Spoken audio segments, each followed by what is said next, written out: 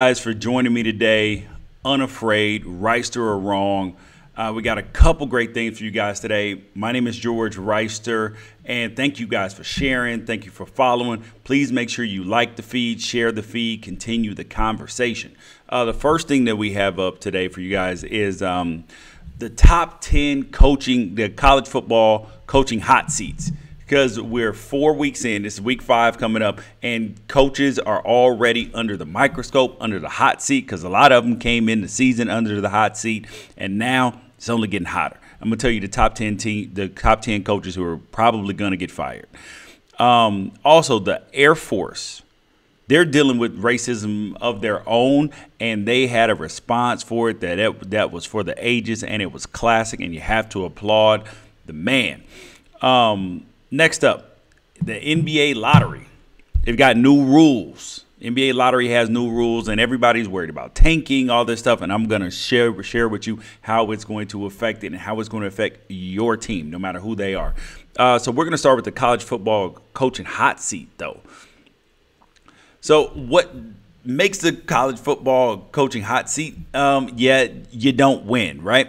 But it's even bigger than that. It's where the fans' expectations are compared to your team's performance. Do they play hard? Because remember, teams can deal and fan bases can deal with tough losses if your team played hard and played well and they just got beat for some reason. But what fan bases cannot deal with, they cannot deal with when teams and players are not playing hard or they feel like they got outcoached. So we're going to start with the honorable mention, which is Baylor. Matt Rule. He just got there. Mind you, he just got there after Art Briles left. But I'm going to tell you this. He started out 0-4. They've lost to Liberty. They have, yes, they put up a little bit of a fight last week against Oklahoma. But wins are wins and losses are losses. And you can't be losing to no damn Liberty, I'll tell you that much. And Matt Rule came from Temple. So he turned Temple's program from a horrible program into a good program. And Matt Rule now at Baylor, I know it's only been short-lived, but the people at Baylor are used to success under Art Briles, and they are not going to stand for this losing. And it's not just the losing. It's the bad losses. It's the losses against Liberty. It's the losses against Texas, San Antonio, and then Duke. The Oklahoma loss you can deal with. It's the other losses that are going to get you fired. Number 10 on the list is Ed Orgeron. And I know we have a couple young, in terms of their first season, second season, head coaches on this list so far. But Ed Orgeron's at LSU. And he just got the job. Everybody was excited about Edo. They were excited that he got another chance since he got fired at Ole Miss. He went to USC. They didn't give him the job. They gave it to Clay Helton. They gave it to Steve Sarkisian. They didn't give it to Edo. But I'll tell you this. There is no fan base that is going to be less patient than the LSU fan base, because because you could have kept Les Miles to continually lose and get blown out by Alabama, get blown out by Mississippi State. You could have kept Les Miles to do that. And at no point in time has the LSU passing game looked any better. LSU's defense was good under Les Miles. It's good under Ed Orgeron.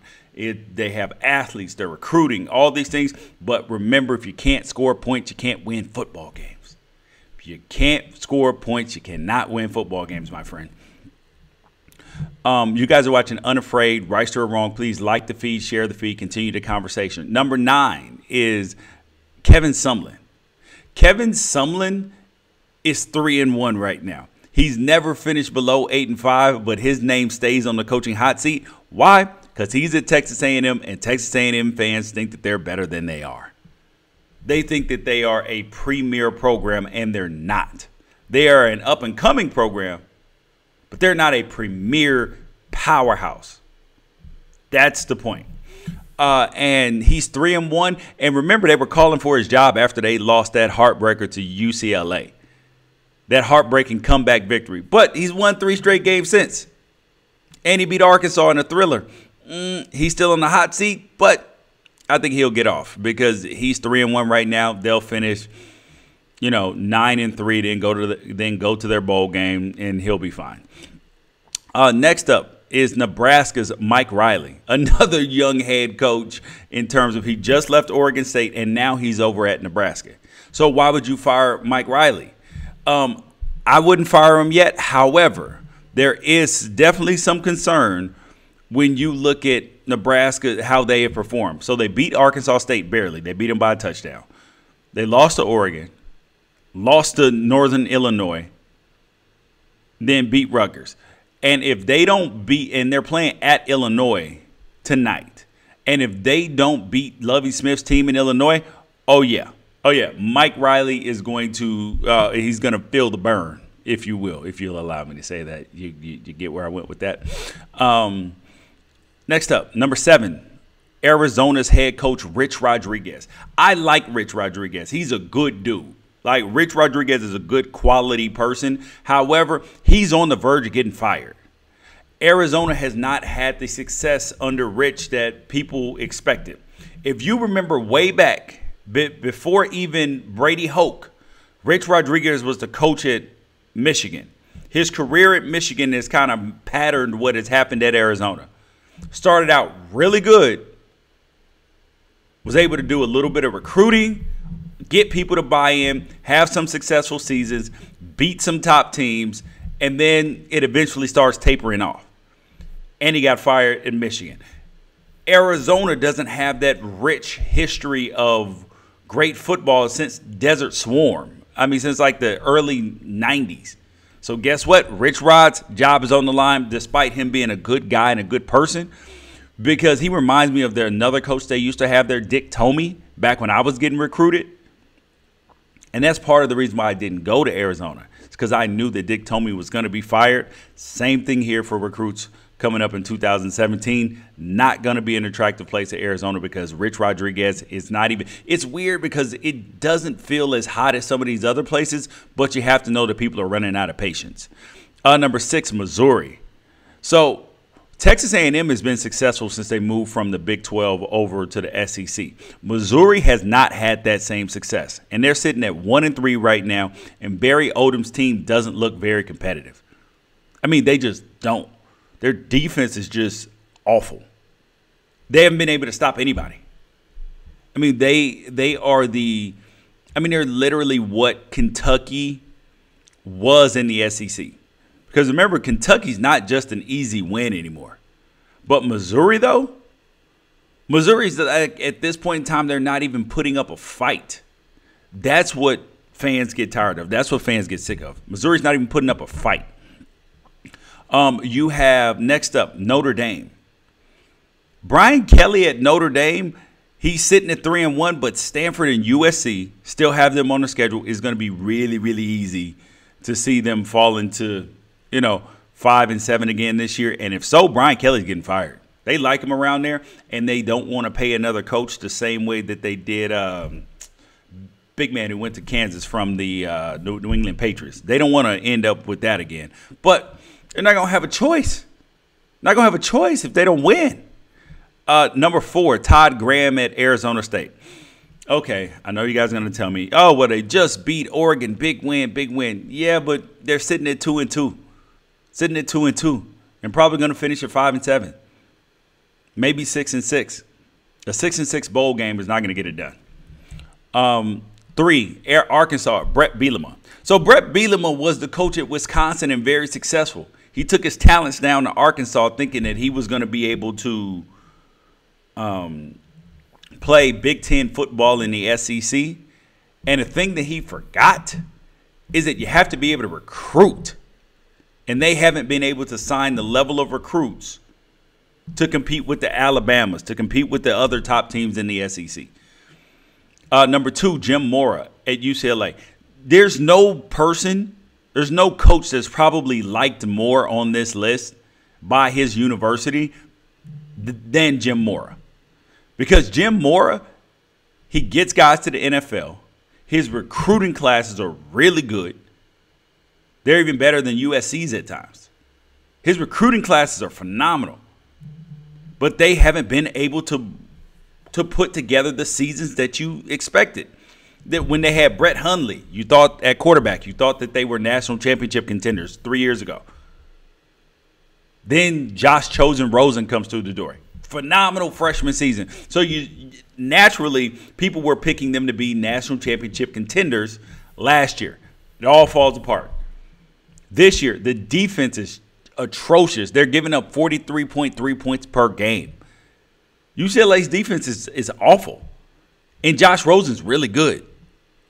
So Jim Moore, I'm telling you this, as well as he's able to recruit, as many guys as he puts in the NFL, as much as he's well-liked, UCLA expects to compete with USC and compete for the Pac-12 championship, and they haven't been able to do that at the and national championships. So that'll get you fired. But number one on the list is everybody in the SEC's favorite coach, Butch Jones. Butch Jones. So the Tennessee's sitting at 3-1. They found a way to lose that game to Florida, which was awful. But even bigger than that, even more importantly than that Florida game, was that Georgia Tech game. Because that's the game in week 1 that kept him from being on the hot seat already. From getting fired already. Because had he lost to Georgia Tech and then come back and lost to Florida in that type of fashion, oh, yeah, he would have been canned. It would have been on. It would have been gone. I'm telling you that. Thank you guys for joining me. Unafraid, right or wrong, please like the feed, share the feed, continue the conversation. The next thing that we have up, though, is the Air Force Academy. So there have been many, many things that have been going on in our country as it relates to race, as it relates to speaking out, activism, whatever it is that you want to call it, right? Whatever it is. There have been a lot of cases going on recently.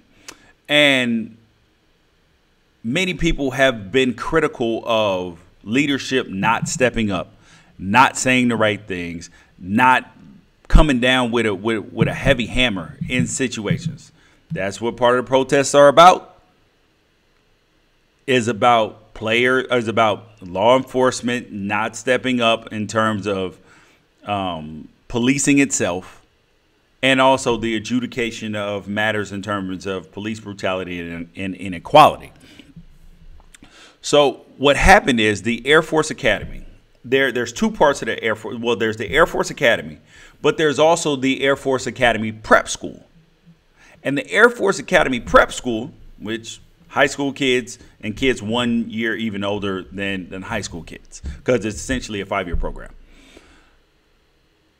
There were racial slurs written on message boards of black students. Cadets. Let me call them cadets.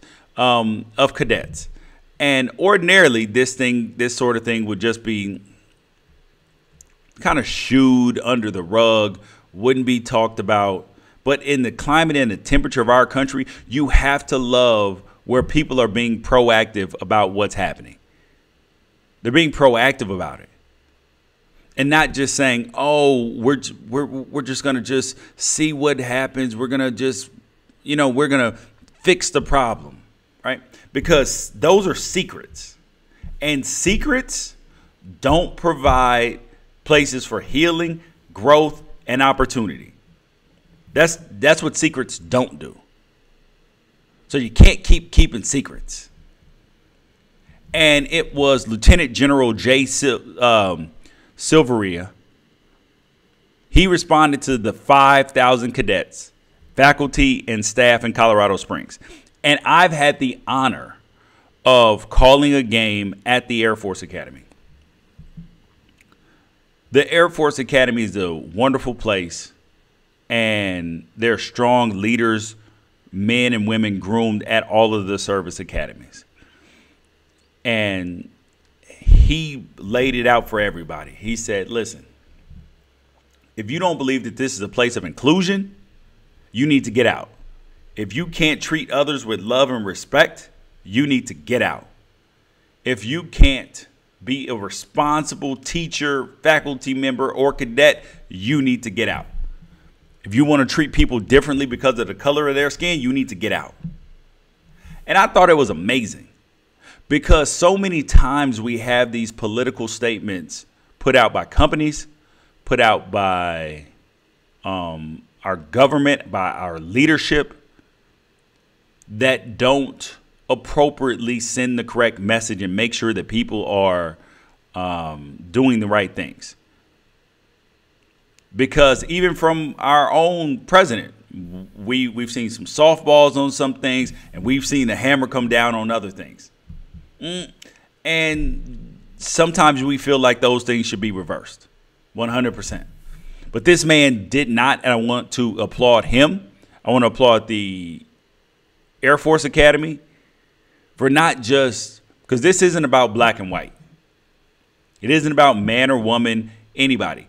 Because as long as we continue to, if we don't treat each other with respect all the time and love and compassion in terms of trying to see where other people are coming from, we're going to have problems. I'm telling you that. We're going to have problems. The next thing up today, though, is the NBA lottery. The NBA lottery has new rules. And I posted them on my Twitter today at George Reister. The new rules for the lottery. And so many people used to tank. Well, teams not used to, but currently tank. Tanking is when you lose games intentionally, like you know you're going to lose games. And instead of putting your best lineup out, you put a lineup out that you know is going to lose on a nightly basis, particularly at the end of the season, which is terrible for who? It's terrible for fans. It's awful for fans. When you pay money to go to an arena, even if you know your team is bad, and then they have better people sitting on the bench or sitting out, like the Eric Bledsoes in Phoenix for a while, or you had the Lakers sitting people out the last couple years, or the 76ers trading people away, sitting people out, intentionally trying to lose. So what they've done is they've leveled the playing field for the middle class of the NBA more. So you used to be, if you had the worst record in the league, you had a 25% chance of getting the first pick, which usually worked out. If you were number 2 or number 3, if you were number 2, you had a 19% chance. Number 3 had a 15%, 4, 11, 5, 8, 6, 6, and 7 had a 4.3%, all the way down to 14, which had a 0.5% chance. And now the way that they have redone it, the odds for the 14th team haven't changed. However, going all the way up to 10 and 9, they've gone up from a 1.7% chance to a 4.5% chance. But even more than that, it's the teams like 4 through 6, 4 through 7 that have had the biggest increases. They've almost doubled. So you know what that means? And then they've also flattened out 1 through 3 to 14%. And number 4 has 12.5%. And the important part about that is how that affects you, the fan. Because now, instead of teams vying for and fighting for just the 1 spot or even the 2 spot, now you can go all the way down to even 5 and still potentially get the number 1 pick, which means better product on the court. Better product on the court. Guess what? More people are happy. More people are watching. More people are buying tickets. And then you have to look at the impact that this is going to have on trades. There's going to be so much impact on trades because, remember, when teams trade first-round draft picks, future first-round draft picks, all that, there's a value associated with it. So the number 1 pick in the draft is always the most valuable. And the number 10 pick is nowhere near as valuable as the number 1 pick. So but now that 1 through 3 are equal, teams that are expected to finish in the bottom, they have more,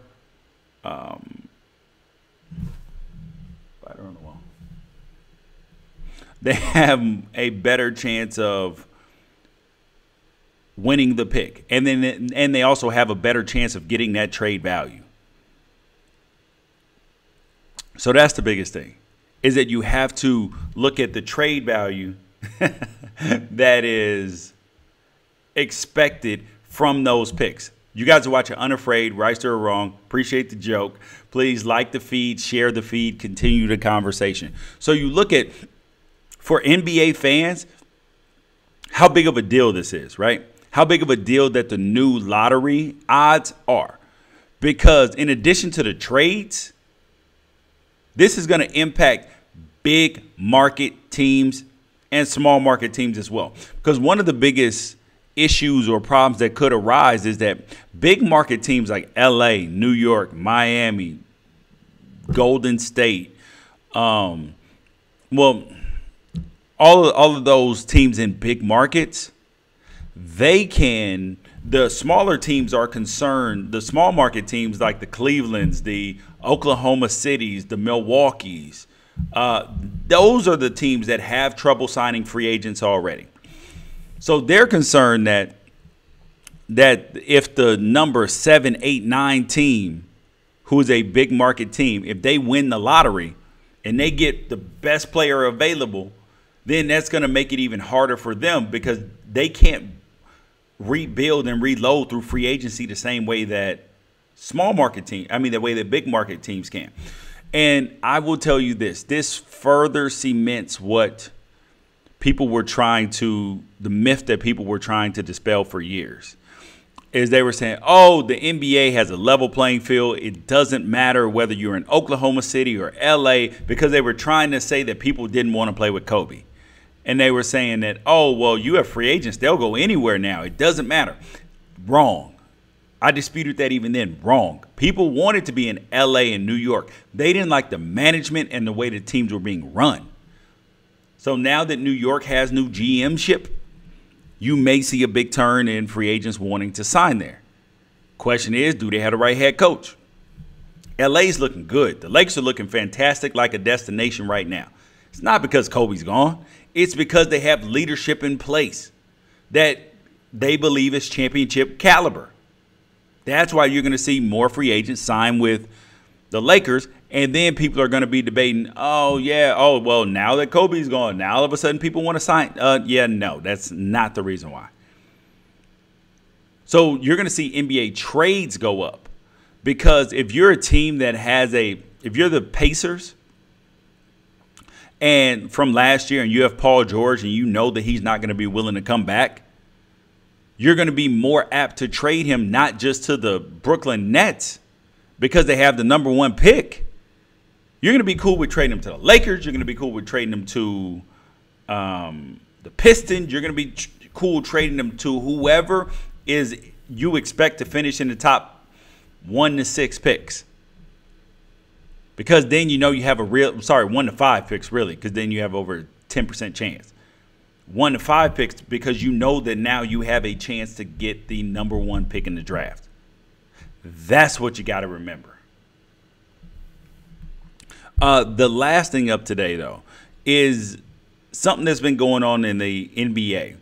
Everybody's been paying attention to the FBI probe of the NCAA and the coaches that have gotten fired, the money that changed hands between players, agents, financial advisors, shoe companies, all this, right? So there's a lot of evidence of impropriety. But people aren't really talking about who else got caught up in this. So there's an NBA agent. He's a pretty big agent because he represents 40 NBA players, including Kristaps Porzingis, Kyle Lowry, Serge Ibaka, Miles Turner. Like, these are $100 million dudes, right? He's getting a lot of damn commission checks. And when you look at this whole situation, he just got fired from ASM in May because the NBA, they probed. Probe is never a good word, right? No matter where you are, on a side note, probe is never a great word. You go to the doctor and they have to probe you. No good. You don't want anything poking and prodding and probing in you. You don't want the NBA probing in you. You damn sure don't want the FBI probing in you. Nobody likes probes anywhere. Probes are no bueno, no good. So they probed into this dude. This dude used a player's credit card. The Andrew Miller, the agent at ASM. He used a player's credit card to charge up $42,000 in Uber charges. When I saw this, I damn near fell out on the floor flat, because I'm a person who's taken Uber and Lyft a lot, probably like most of you people. Uber and Lyft, it's a convenient way to get around. You don't have to worry about parking, especially if you live in a city like New York or Pennsylvania, Washington, D.C., any of these places. Uber and Lyft are great assets for you. But how in the hell do you charge up $42,000 in Uber charges? Where the hell are you going? I mean, like, the only way I could possibly imagine that, I mean, that's literally $420 Uber rides. I mean, that's $420 Uber rides. So how the hell do you get up $42,000 in charges? And that got me to thinking. I was like, how the hell can this happen? Then I was like, okay, well, he must have been treating this player's credit card like people do their Netflix accounts. Because I know me, I have a Netflix account that I pay for, and my whole damn family has a password. That's to be honest, and I know I'm probably admitting the violations of their terms of service, and I might get cut off if y'all snitch. But that's the truth. I paid for the 6-person package, and everybody got it. Everybody's got it. So this dude was not, I mean, there's no way that he alone was racked up $42,000 in Uber charges. And I know the NBA players, top NBA players, you know, Kyle Lowry, Serge Ibaka, they're both making $20, $30 million this year. And people think they won't notice $42,000 in Uber charges. But I'll tell you this, when you go through your credit card statement, when you look at your year-end statement, even if you just glance at it, you're just like, oh, wait, hold up. Because it comes in a bunch of pages. And if you just skim through it, just looking for anything, and then all of a sudden you see Uber. You're like, hold up. I know for a fact I didn't take that many damn Ubers. Like, I took a lot of Ubers, but I didn't take that damn many. And then you get thinking, okay, wait, hold up. Okay, so I know I pay for, I know my mom, I know I put her on my Uber account. I know my sister's on there. But we weren't there. This don't make no damn sense. So now we got to find out answers. That's the truth. That's how it comes out. And so when we look at the FBI NCAA probe, this isn't going anywhere. As much as the NCAA is going to want this to go away because it's bad for business, it's bad for everybody. They're going to want it to go away. It's not going away to anybody. Because the NCAA doesn't want Louisville, Duke, Oregon, USC, Florida State, Penn State, Nebraska, wherever else. Every other school, they don't want them going down. Because, like I said yesterday, it's like the Wall Street impropriety, the predatory loans by the banks. Some banks are too big to fail because you will destroy our entire economy. I'm talking about there's an NBA agent, Andy Miller, who was over at ASM, and he got fired from ASM for charging up $42,000 in Uber charges on an NBA player's credit card. And he was arrested for his role in the FBI probe connected to fraud, bribery schemes, and wire fraud as it related potentially to college athletes and some other stuff that he had going on even on the side of that. This is a mess. This is a mess that the NCAA wants to just go away, because the more you dig, the more you're going to find. The more you dig, the more there is. I mean, there are more bones and remains than the NCAA wants to find, than college basketball and football want to find. Now, that's the truth. And women's college basketball as well. More remains than you really want to find.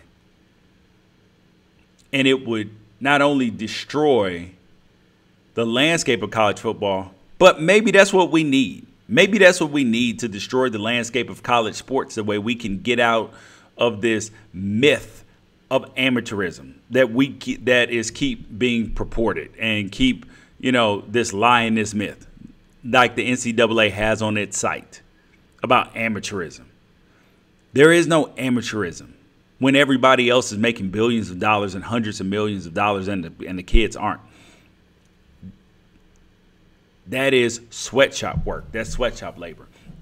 All right. Thank you guys for joining me today. Unafraid, right or wrong. Please like the feed, continue the conversation, share the feed, get to your comments when I see them, put them under the video if you're watching it behind time on replay. You guys, peace out. See you guys tomorrow. Well, tomorrow's Saturday.